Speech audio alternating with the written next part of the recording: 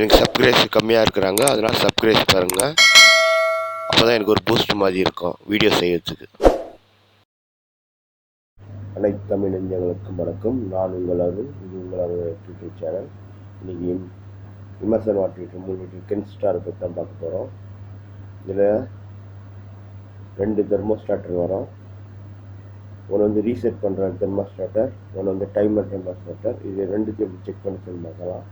இப்போ நீங்கள் பார்க்குறது வந்து ரீசெட் பண்ணுற தெர்மோஸ்டாட்டர்.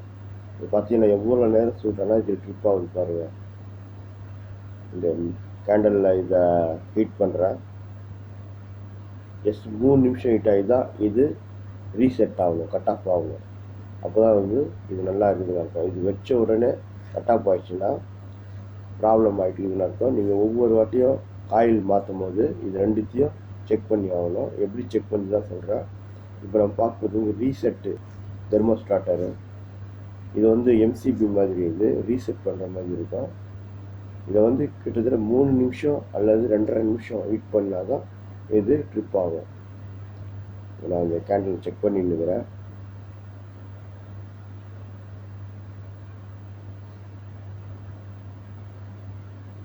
ஒவ்வொரு வாட்டியும் நம்ம காயில் சேஞ்ச் பண்ணும்போது இந்த 2 தெர்மோஸ்டாட் செக் பண்ணிங்கன்னா தான் கரெக்டான ஹீட் இருக்கும், உங்களுக்கு ப்ராப்ளம் வராது. பார்த்தீங்கன்னா கட் ஆஃப் ஆகிடுச்சு. கிட்டத்தட்ட இது வந்து 2.5 நிமிஷம் அல்லது 3 நிமிஷம் இருக்கும். இது வந்து ரீசெட் பண்ணுற மாதிரி இருக்கும். நம்ம வச்சு ஒரு 10 செகண்ட் ட்ரிப் ஆகிடுச்சுன்னா இதை நம்ம மாற்றி போயிட்டு இருக்குதுன்னு அர்த்தம். கண்டினியூட்டி வச்சு வந்து இது நல்லா இருக்குது அப்படின்னு சில பேர் போடுறாங்க, அது மாதிரி போடக்கூடாது. இதுதான் ரீசனான முறையில் செக் பண்ணுற விதம். இது கூல் பண்ணால் கூட ஆன் ஆகக்கூடாது. அதனால் நம்ம இது மேலே லைட்டாக கூலிங் திரும்ப ஆன் ஆகுதான்னு பார்க்கணும். அப்படி ஆன் ஆகக்கூடாது. ரீசெட் அந்த ரீசெட் பட்டனை அடுத்து நான் வந்து தான் ஆன் ஆகும். நான் கூலிங் ஆகிட்டு ஆன் ஆகுதான் செக் பண்ணுறேன். இதை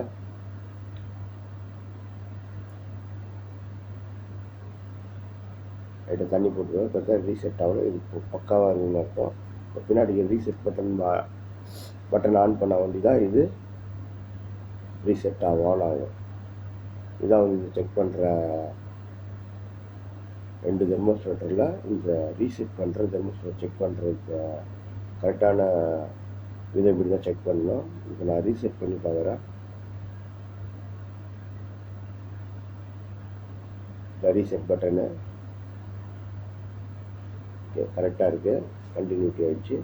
அடுத்தது இன்னொன்று தெர்மோஸ்டாட்டர் வந்து நம்ம ரீசெட் எதுவுமே பண்ணக்கூடாது. ஆட்டோமேட்டிக்காக அதுவே கட் ஆஃப் ஆகிட்டு திரும்ப ஆன் ஆகிடும். அதோடைய டெம்பரேச்சர் பார்த்திங்கன்னா கிட்டத்தட்ட நான் கேண்டலில் பார்த்திங்கன்னா உங்களுக்கு ஒரு